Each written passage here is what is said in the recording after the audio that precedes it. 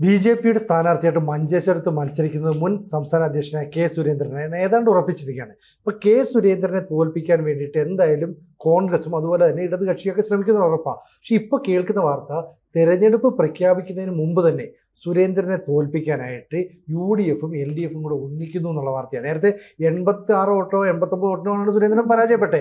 അന്ന് ഇതുപോലെ ചില കള്ളക്കളികൾ നടന്നിരുന്നു. ഇപ്പോൾ അതിന് സമാനമായിട്ട് തെരഞ്ഞെടുപ്പ് പ്രഖ്യാപിക്കുന്നതിന് മുമ്പ് തന്നെ ഇരു കൂട്ടിനും കൂടെ തോളിൽ കൈയിടുന്നു എന്നാണല്ലോ കേൾക്കുന്നത്. 2 തവണ അവരൊന്നിച്ച് സുരേന്ദ്രൻ ജയിക്കേണ്ട ഘട്ടത്തിലൊക്കെ മറ്റേ പിന്നോട്ട്, ഒരു തവണ 89, ഒരു തവണ 845 പിന്നോട്ട് വലിച്ച് തോൽപ്പിച്ചതാണ്. കള്ള വോട്ടൊക്കെ ചെയ്ത് തോൽപ്പിച്ചതാണെന്നുള്ളത് കോടതിയിൽ ഏതാണ്ടൊക്കെ തെളിയിക്കപ്പെട്ടതാണ്. ഇപ്പോൾ സംഭവിച്ചത് എന്താണെന്ന് വെച്ച് കഴിഞ്ഞാൽ, ഈ LDF അവിടെ യുവനേതാവ്, അവരുടെ ജില്ലാ പഞ്ചായത്ത് വൈസ് പ്രസിഡന്റ് ആയിരുന്ന ഷാനവാസ് പാദൂർ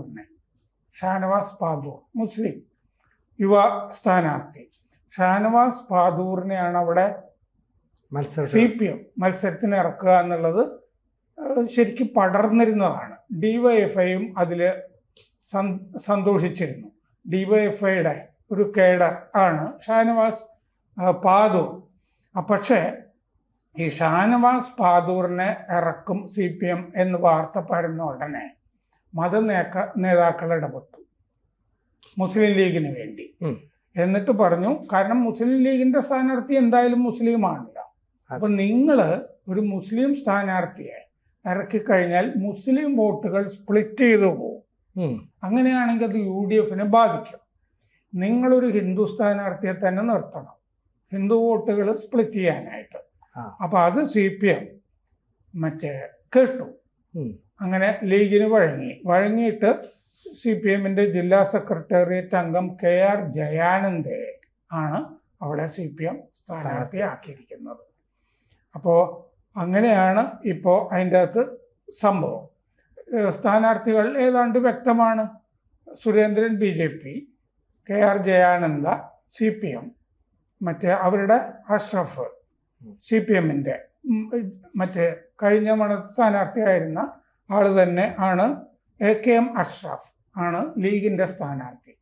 അങ്ങനെ സ്ഥാനാർത്ഥിയെ തന്നെ മുസ്ലിം ലീഗിന് വേണ്ടി CPM മാറ്റിക്കൊടുത്തത് ഒരു സംഭവം മഞ്ചേശ്വരത്ത് അരങ്ങേറിയിരിക്കുന്നു.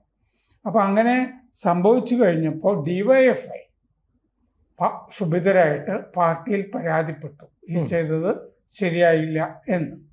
SDPയുടെ ഇഫ്താർ വിരുന്നില് കഴിഞ്ഞ ദിവസം ഷാനവാസ് പാദൂർ പങ്കെടുത്തിരുന്നു. എന്നിട്ട് SDPI ഷാനവാസിന് വാഗ്ദാനം കൊടുത്തിട്ടുണ്ട്, സ്വതന്ത്ര സ്ഥാനാർത്ഥിയായിട്ട് നിൽക്കാമെങ്കിൽ ഞങ്ങൾ പിന്തുണയ്ക്കാം എന്ന് വാഗ്ദാനവും കൊടുത്തിട്ടുണ്ട്. അപ്പൊ പലയിടത്തും സ്വതന്ത്ര സ്ഥാനാർത്ഥികൾ ഉണ്ടല്ലോ. സുധാകരനുണ്ട്, CC മുകുന്ദൻ ഉണ്ട്. അവിടെ ഒരു ഷാനവാസും കൂടി വേണമെങ്കിൽ നിൽക്കുന്നത് നന്നായിരിക്കും, ആ മുസ്ലിം വോട്ട് സ്പ്ലിറ്റ് ചെയ്ത് പോവുകയാണെങ്കിൽ. അപ്പൊ ഷാനവാസിന്റെ മുകളില് വലിയ സമ്മർദ്ദമൊക്കെ വരും. ചിലപ്പോൾ ഷാനവാസിന് ഗുണവും കിട്ടും. കാരണം ഈ തെരഞ്ഞെടുപ്പ് കാലത്താണല്ലോ എന്തെങ്കിലുമൊക്കെ കച്ചവടമൊക്കെ നടക്കുന്നത്. അപ്പോൾ മുസ്ലിം വോട്ട് ഏകീകരിക്കാൻ വേണ്ടി UDF മുസ്ലിം സ്ഥാനാർത്ഥിയെ നിർത്തുന്നു. അതാണ് അവിടെ സംഭവിക്കുന്നത്. അതിൻ്റെ കൂടെ UDF സ്ഥാനാർത്ഥി മുസ്ലിം ആണെങ്കിലും കുറെ UDF ഹിന്ദുക്കളുണ്ടല്ലോ, അവരും ഈ ഹിന്ദു ഏകീകരണത്തിന്റെ കൂടെ ഒന്നും നിൽക്കില്ല. അവർക്ക് വോട്ട് ചെയ്യും. പൊതുവെ ഹിന്ദുക്കൾക്ക് ഈ അടിമ മനോഭാവം ഉള്ളത് കൊണ്ടും ഹിന്ദുവിനെതിരെ നിൽക്കുന്നത് കൊണ്ടും അങ്ങനെയൊക്കെ ചെയ്യും. അപ്പോൾ പാദൂർ ആണ്, ഷാനവാസാണ് നിന്നിരുന്നതെങ്കിൽ ഈ CPMലെ ഹിന്ദു വോട്ടുകൾ BJPക്ക് പോകുമായിരുന്നു, ഉറപ്പല്ലേ. കാസർഗോഡ് ഇപ്പം CPMലെ ഹിന്ദുത്വ വോട്ടുകൾ എന്ന് പറയാവുന്ന വിധത്തിൽ കുറെ ഉണ്ടല്ലോ ഇപ്പോൾ.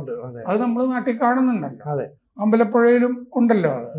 അപ്പൊ അവിടെ ഈ 2021 കഴിഞ്ഞ തെരഞ്ഞെടുപ്പില് ഈ ലീഗിന്റെ അഷ്റഫ് തന്നെയാണ് ജയിച്ചത്. 38.14% ആയിരുന്നു.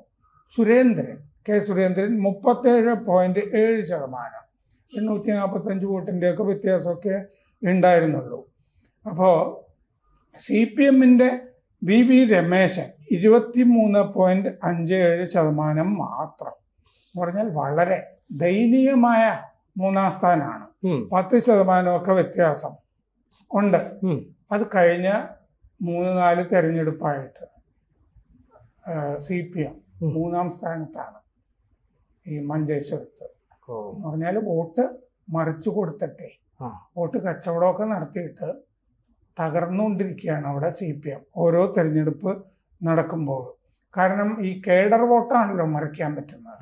മൊത്തം ഹിന്ദു വോട്ട് CPM മറിക്കാനില്ലല്ലോ. കേഡർ വോട്ട് മറിച്ചു കൊടുക്കുന്നതുകൊണ്ടാണ് ഈ മുസ്ലിം ലീഗിന് ഈ സംഭവിക്കുന്നത്. 2019 ഒരു ഉപതെരഞ്ഞെടുപ്പ് അവിടെ നടന്നിരുന്നു. അപ്പോൾ MLA ആയിരുന്ന PB അബ്ദുൾ റസാഖ്. ഈ അബ്ദുൾ റസാഖിനെയാണ് എതിരെയാണ് കേസ് കൊടുത്തിരുന്നത്. മറ്റേ സുരേന്ദ്രൻ തെരഞ്ഞെടുപ്പ് കേസ് കൊടുത്തിരുന്നത് 89 വോട്ട് പ്രശ്നത്തില് വ്യാജ വോട്ടുകൾ ചേർത്തതാണെന്ന് പറഞ്ഞിട്ട് കേസ് നടന്നുകൊണ്ടിരിക്കെ PB അബ്ദുൾ റസാഖ് മരിച്ചുപോയി. അപ്പോ ആ 2019 റസാഖ് മരിച്ച ശേഷം നടന്ന ഉപതെരഞ്ഞെടുപ്പില് മുസ്ലിം ലീഗിന്റെ MC കമറുദ്ദീൻ 40.19% കിട്ടി.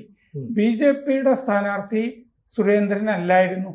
BJPയുടെ സ്ഥാനാർത്ഥി രവീഷ് തന്ത്രി കുണ്ടാർ ആയിരുന്നു തന്ത്രി. അദ്ദേഹത്തിന് 35.32%. സുരേന്ദ്രന്റെ അത്രയൊന്നും കിട്ടിയില്ല, 4% കുറവ് വന്നു. CPMന്റെ സ്ഥാനാർത്ഥി ഹിന്ദു സ്ഥാനാർത്ഥി തന്നെ. CPM അവിടെ എപ്പോഴും ഹിന്ദു സ്ഥാനാർത്ഥിയാണ് നിർത്തിക്കൊടുക്കുന്നത്. ശങ്കർ റായ്, ശങ്കർ റായ് 23.49%. ഈ 23% എന്ന് പറയുന്നത് CPMന് ഇപ്പോൾ അവിടെ ഒരു സ്ഥിരം വോട്ടായിട്ട് നമുക്ക് മാറിയതായിട്ട് കാണാം. 2016 PB അബ്ദുൾ റസാഖ് ജയിക്കുമ്പോൾ 35.79%. K സുരേന്ദ്രന് 35.74%. 0.05% കുറവേ ഉള്ളൂ. അന്നാണ് ഈ 89 വോട്ട് പ്രശ്നം വരുന്നത് 2016. CPMന്റെ CH കുഞ്ഞമ്പൂവിന് അന്ന് 26% വോട്ടുണ്ടായിരുന്നു. അത് കഴിഞ്ഞിട്ടാണ് ഇത് 23 പോകുന്നത്. 2011 ഇതേ അബ്ദുൾ റസാഖ് 37.46%. സുരേന്ദ്രൻ 33.08%. 4 വോട്ടിന്റെ വ്യത്യാസം അന്ന് ഉണ്ടായിരുന്നു. CH കുഞ്ഞമ്പു അന്നും 26.37%. 26, 23 അങ്ങനെ പോയി. അത് ഇങ്ങനെ മാത്രമല്ലല്ലോ ഈ സുരേന്ദ്രനെ അവർ തോൽപ്പിക്കാനായിട്ട് ശ്രമിച്ചത്. K സുന്ദര എന്ന് പറഞ്ഞൊരാള് 2016 നിർത്തി. K സുന്ദര ഈ 89 വോട്ട് കിട്ടിയ ആ സമയത്ത് K സുന്ദര എന്ന് പറഞ്ഞൊരു അപരൻ ഉണ്ടായിരുന്നു സുരേന്ദ്രന്. അയാള് 467 വോട്ട് സുന്ദര പിടിച്ചിരുന്നു. അത് സുരേന്ദ്രന് കിട്ടിയെങ്കിലും സുരേന്ദ്രൻ ജയിച്ചേനെ. അതിൽ പിന്നീടാണ് ഈ സുന്ദരയ്ക്ക് പിന്നീട് നിൽക്കാതിരിക്കാൻ 2.5 ലക്ഷം രൂപയും മൊബൈൽ ഫോണും കൊടുത്തു എന്ന് പറഞ്ഞിട്ടൊരു കേസ് ഉണ്ടാക്കി. ആ കേസ് തള്ളിപ്പോയി. അതിനെതിരെ ഹൈക്കോടതി കൊണ്ടുപോയ അപ്പീല് ഹൈക്കോടതി ഈ റിവ്യൂ പെറ്റീഷൻ നിലനിൽക്കില്ല ഇങ്ങനെ ഒരു കേസിൽ എന്ന് പറഞ്ഞതുകൊണ്ട് സർക്കാർ തന്നെ പിൻവലിച്ചു അപ്പീൽ. അപ്പൊ അങ്ങനെ ഒരു കേസ് ഇപ്പം നിലവിലില്ല സുരേന്ദ്രനെതിരെ. അപ്പോ ഈ 20 കൊല്ലായി CPM അവിടെ കരകയറാതെ ഇങ്ങനെ വോട്ട് മറിച്ച് BJPക്ക് ഒറ്റ അജണ്ടയിൽ ഇങ്ങനെ നിൽക്കുന്നു. അപ്പോ ഇങ്ങനെ ഈ 2016 വ്യാജ വോട്ട് കേസ് കോടതി കൊടുത്തല്ലോ റസാഖിനെതിരെ. അതിൻ്റെ അകത്ത് 259 പേർക്ക് സമൻസ് അയച്ചിരുന്നു കോടതി. 298 വ്യാജ വോട്ട് ചേർത്തതായിട്ടാണ് സുരേന്ദ്രൻ തെളിവുകൾ നിരത്തിയത്. മരിച്ചുപോയവര്, പിന്നെ അവിടെ താമസക്കാരല്ലാത്തവര്, ഗൾഫിലുള്ളവർ, ഇവിടെ വോട്ട് ചെയ്യാത്തവര്, ഇത്തരം വോട്ടുകൾ 298 അന്ന് വ്യാജ വോട്ട് ചെയ്തിട്ടുണ്ട് എന്നാണ് സുരേന്ദ്രൻ പറഞ്ഞത്. അപ്പൊ ഇപ്പോ BJP വോട്ടൊക്കെ നേരത്തെ ചെയ്യിപ്പിക്കുന്നൊക്കെ ഉണ്ടല്ലോ. മാത്രമല്ല അന്ന് ഈ ഗൾഫിൽ നിന്ന് വരാത്ത ആളുകളുടെ പേരിൽ ഇവിടെ അവർ വന്നു എന്ന് പറഞ്ഞ് വോട്ട് ചെയ്തു അവരുടെ വലിയ പരാതി ഉണ്ടായിരുന്നു. അവര് പലരും ഗൾഫിൽ തന്നെയായിരുന്നു. പക്ഷെ അതൊന്നും പിന്നീട് മരിച്ചവരെ കൊണ്ട് വോട്ട് ചെയ്തു, മരിച്ചവര് അവിടെ താമസക്കാരല്ലാത്തവര് വോട്ട് ചെയ്തു. അങ്ങനെയാണ് 89 വോട്ടിന്റെ കേസ്. സുരേന്ദ്രൻ ജയിക്കുന്ന തെരഞ്ഞെടുപ്പാണ്. ഇപ്പൊ ഇത് കുറേയും കൂടിയൊക്കെ കരുതലോടുകൂടിയായിരിക്കുമല്ലോ ഇത്തവണത്തെ തെരഞ്ഞെടുപ്പിലേക്ക് ഇറങ്ങുന്നത്. എന്ന് വെച്ചാൽ സുരേന്ദ്രന്റെ സ്ഥാനാർത്ഥിത്വം തന്നെ ഇരു മുന്നണികളും വല്ലാതെ ഭയക്കുന്നുണ്ട്. അതുകൊണ്ട് ആദ്യം തന്നെ ഇപ്പോൾ CPM അവിടെ മുസ്ലിം സ്ഥാനാർത്ഥി ഷാനവാസ് പാദൂറിനെ പിൻവലിച്ച് മുസ്ലിം ലീഗിന് വേണ്ടി ഹിന്ദു സ്ഥാനാർത്ഥി നിർത്തിക്കൊടുത്തിരിക്കുന്നു. ഇതാണ് മറ്റേ കാലയെ കൂട്ടി വോട്ട് ചെയ്യുന്ന ദിവസം മറിക്കുക എന്നുള്ളതല്ല, കാലയെ കൂട്ടി മറിച്ചിരിക്കുന്നു. അതാണ്. കൂടുതൽ വാർത്തകളും വിശേഷങ്ങളും നിങ്ങളിലേക്ക് എത്താൻ ABC മലയാളം സബ്സ്ക്രൈബ് ചെയ്യുക, ബെൽബട്ടനും അമർത്തുക.